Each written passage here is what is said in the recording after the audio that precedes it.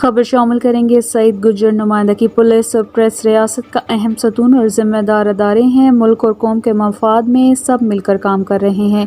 D P او Sargodha doctor Asad اعجاز ملہی نے صحافیوں اور ایس پی سٹی عبدالسمیع شیخ کے درمیان غلط فہمی دور کروا دی۔ اپنے دفتر میں صدر مہر آصف حنیف کی قیادت میں صحافیوں کے وفد سے ملاقات کے بعد ڈی پی او ڈاکٹر اعجاز ملہی نے سرگودا پریس کلب پہنچ کر صحافیوں کے ساتھ اظہار یکجہتی کیا اور کہا، بطور اعزازی ممبر پریس کلب میرا دوسرا گھر ہے۔ سرگودا کے صحافی بہت پروفیشنل، اچھے دوست اور کوآپریٹو ہیں۔ ڈی پی او سرگودا اسد اعجاز ملہی نے باہم بیٹھ کر حل کر لیا۔